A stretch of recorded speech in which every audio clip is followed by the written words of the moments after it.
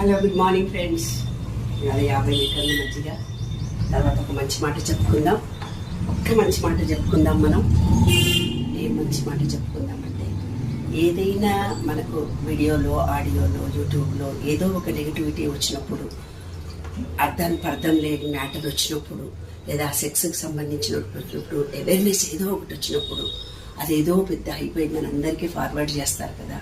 నెగిటివ్ను మీరు ఎక్కువ మందికి ఫార్వర్డ్ చేస్తే ఆ నెగిటివ్ నుంచి వచ్చే ప్రతిఫలాన్ని మీరు అనుభవిస్తారు. కాబట్టి ఏ నెగిటివ్ను కూడా మీరు ఫార్వర్డ్ చేయకండి.